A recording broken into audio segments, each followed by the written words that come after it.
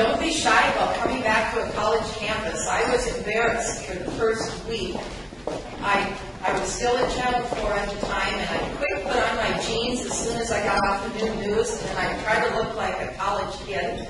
And I go over to Andy SEO. And, try to fit in. And so I was embarrassed for about a week, but then after that it was just fine. And they don't say older than average anymore because we are the average. Right, Jan? There are more people coming back than the youngins being here. So, don't be afraid about taking a course or getting another major. Okay, so now I'm going to introduce two people. Donovan. I've been anxious to meet Donovan. They call him DJ Wadholm. He is the regional director of North Dakota. So he is on the North Dakota side. He's located in downtown Fargo at the Small Business Development Center. So lots of times I get calls from people wondering how they can start a business. Well, this is the guy that you should go to on the North Dakota side. And in Minnesota, they're going through kind of a transformation right now. Right now, they're located in the Business Administration building at MSUM. But come January, it's going to be at Concordia, the new Ron Offit Business School. So just keep that in mind. Your tax dollars not only pay my salary with the USDA, Department of Agriculture, but you also are helping pay for Donovan and others like him. So use him and use his experience. He's worked with the center since 2003. He's the business development director on the Fargo side. And he's involved in manufacturing, extension partnership as well. He's serving a number of counties in southeastern North Dakota. He can help you with business planning, finance, financial projections, business valuation, grant writing, government procurement, and issues in real estate. And after Donovan, you're going to hear from Valerie, who got me into this deal here today. I met Valerie years ago because she was helping out my late mother with her banking needs.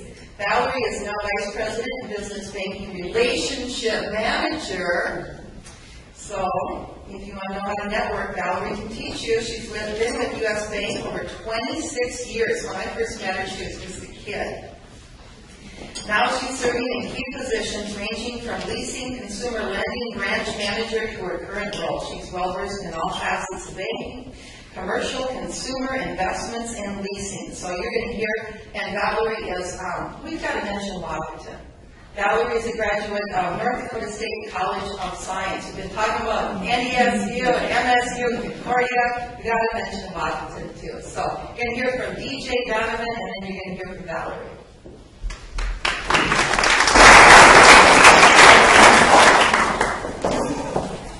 Do you want to start with some comments? Yes, I'm going to start here. Donovan and I are going to present to you the value of a business plan. Now, what is a business plan and what does it mean to you? A business plan is a written guide to starting and running your business successfully.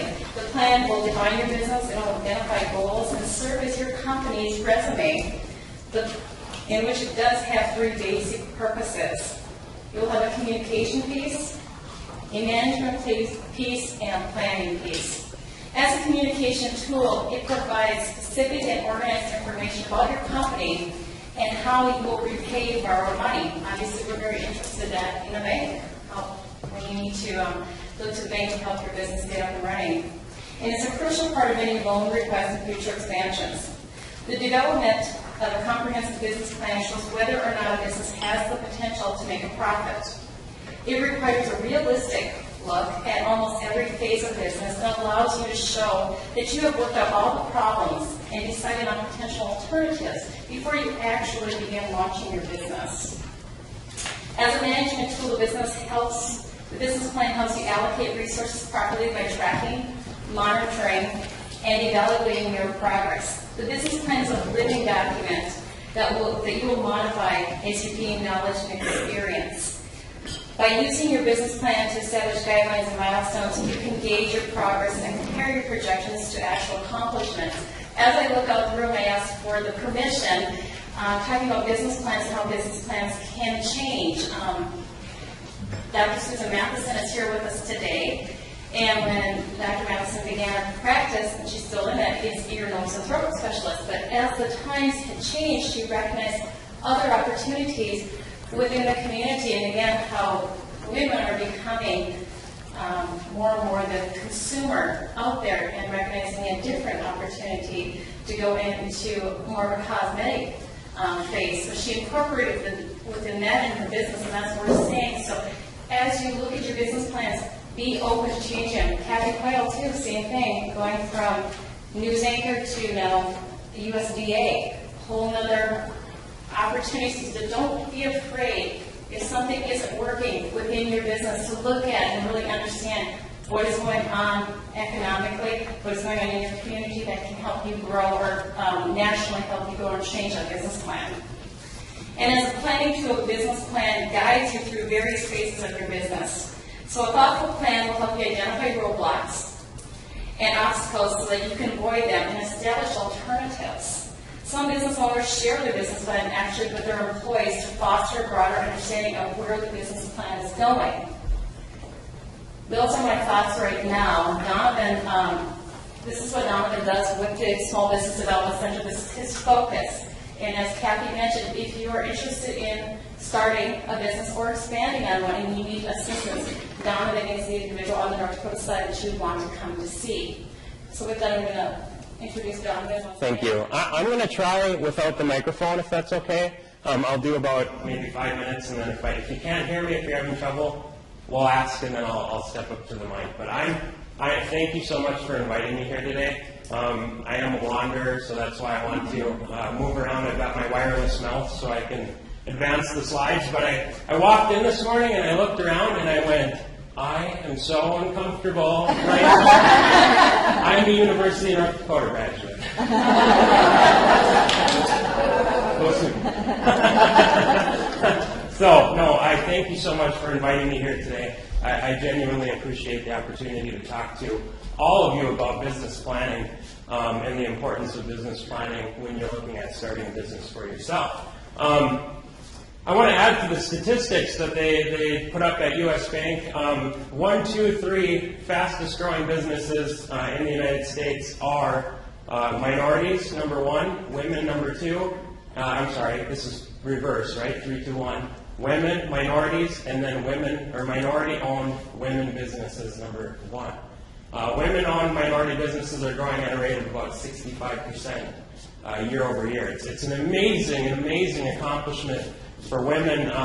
But if you keep poking fun at me, I'm not coming back next year. No, but I do. I really appreciate it. And then one more thing. There's so much I want to say today, but I've only got about a half an hour, maybe 35 minutes left. This presentation, or this is part of a 16-hour workshop we call Venture Launch Boot Camp. It's done over four weeks, about 4 hours at a time. And all I did is I extracted kind of the business planning part of it. So usually I have at least an hour to go through this stuff, so I'm going to whip through it. But as part of that first session, we watched a video from a guy named Guy Kawasaki. Has anybody ever heard of Guy Kawasaki? He wrote a couple of different books. One of them is called The Art of the Start. And there's an awesome video on Google that's free. You just go to Google Videos and you type in Guy Kawasaki, Art of the Start, and watch that video. It's 10 things you should consider before you start a business, a company. And they're genuinely probably 10 of the best things I've ever heard, and it's funny. But one of the things that he says in this presentation is, when you're looking to start a business, you should always ask women. And he said the reason why is because men want to kill things. They want to kill plants. They want to kill animals. They want to kill companies.